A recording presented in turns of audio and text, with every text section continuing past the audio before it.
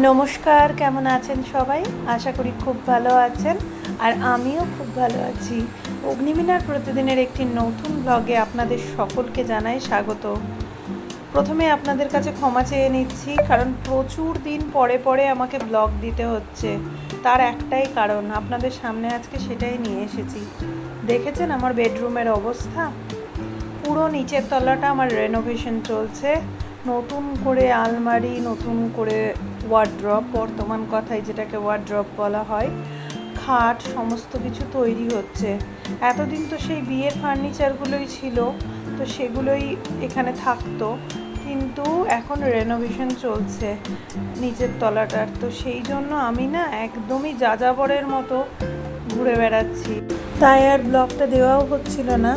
কিন্তু এখন অনেকটাই ঘরের কাজ কমপ্লিট হয়ে এসেছে আর আমিও একটু স্বস্তি পেয়েছি। প্রথম দিকে জানেনই তো কীরকম খিচিবিচি থাকে বাড়ির মধ্যে কাজ হলে। বসবাস করছি আবার সেই বাড়ির মধ্যেই কাজ চলছে, ভীষণভাবে খিচিবিচি চলেছিল, যার জন্য আমি প্রচণ্ড টায়ার্ড হয়ে পড়ছিলাম। রাতের দিকেও ব্লগ দিতে পারছিলাম না। আর যতই বলুন, অডিও দেওয়ার জন্য তো একটা নিরিবিলি স্পেসেরও দরকার হয়, সেটাও পাচ্ছিলাম না জানেন। দেখুন ঘরের রঙটা কেমন হয়েছে। এই যে পেছনের বিট দুটো দিয়েছি, এর মধ্যে একটা ওয়াল পেন্টিং লাগাবো, হাতে আঁকা ছবি। সেই এখনও কোন পেন্টারকে দিয়ে আঁকাবো সেরকম কাউকে খুঁজে পাচ্ছি না। আপনাদের যদি কেউ জানা থাকে অবশ্যই আমাকে জানাবেন। ওখানে একটা পেন্টিং লাগানোর ইচ্ছে আছে। আর জানলা দরজাগুলো চেঞ্জ করিনি জানেন, কাঠের জানলা দরজা তো, বহুদিনের জানলা দরজা, তো সেই জন্য ওগুলো তো যতই হোক একটু শক্তপোক্ত, তো সেই জন্য ওগুলো আর চেঞ্জ করা হয়নি। তবে পাশের রুমটাতে জানলাটা চেঞ্জ করা হয়েছে, কারণ পাশের রুমটার জানলাটা খুব ছোট সাইজের ছিল, ওটা কেটে বড় করা হয়েছে। কিন্তু এই বেডরুমের জানলা দরজাগুলো চেঞ্জ করিনি। তবে ওগুলোকেও একটু রেনোভেশন করা হচ্ছে, একটু অন্যরকম লুকস দেওয়ার চেষ্টা করা হচ্ছে। খাটের হেডবোর্ডটা এখনও তৈরি হয়নি, সিলিং এখনও কমপ্লিট হয়নি। এখানে কাঁচটা লেগেছে আপাতত, কিন্তু এখনও ওয়ার্ড্রপে টুকিটাকি কিছু কাজ বাকি থেকেই গেছে। ফ্যানটা চেঞ্জ করতে হবে, ফ্যানটাও কিনে এনেছি, কিন্তু এই মুহূর্তে ফ্যানটাও বদলানোর সময় হয়ে ওঠেনি। কেমন হয়েছে কাজটা অবশ্যই দেখে বলবেন। এই বেডরুমটার কালার চয়েস থেকে শুরু করে সমস্তটাই আমিই পছন্দ করেছি। এটাতে অন্য কারোর কোনো হস্তক্ষেপ ছিল না, মানে আমার হাজব্যান্ড নাক গলায়নি, কারণ এই রুমটা পুরোটাই আমার পছন্দের হয়েছে।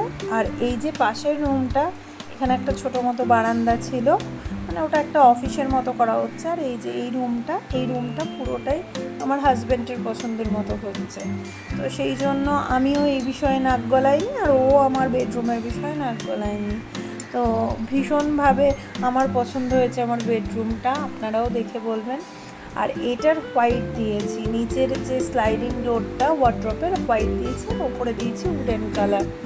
যদিও আমার উডেন কালারটা একটু লাইট কালারের ইচ্ছে ছিল, কিন্তু এই সানমাইকাটা নিয়ে আসার পর আমাকে যে ইন্টেরিয়ার করছেন তিনি বলছেন যে এই সানমাইকাটা নিয়ে এসেছি, তো যার জন্য আমি আর চেঞ্জ করিনি।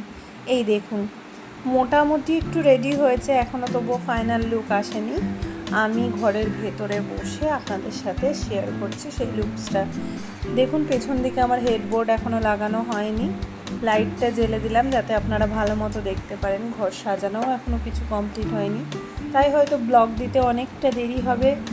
একদম ক্ষমা করবেন, একদম কিছু মনে করবেন না। অবশ্যই আমি রেগুলারলি ব্লগ দেওয়ার চেষ্টা করব।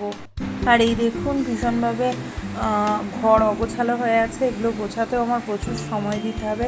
তোষক বানানো হয়ে গেছে, আর দেখবেন বালিশ কুশান সমস্ত কিছু রেডি করে আমি এখানে এখন ভরে রেখেছি, কারণ বিছানাটা পরিষ্কার না হলে এখনও অবধি এগুলো বের করতে পারবো না। ঘরে প্রচণ্ড ধুলো। আর দ্বিতীয়ত আমার খুব গ্রে কালারের চাদর পাতার ইচ্ছে আছে এই রুমটাতে, সেটাও এখনও কেনা হয়নি। সব হলে একসাথে গোছাবো। যাই হোক, ভালো থাকবেন, সুস্থ থাকবেন, অনেক আনন্দে থাকবেন। আমার ব্লগগুলি ভালো লাগলে অবশ্যই একটি লাইক এবং সাবস্ক্রাইব করে নেবেন।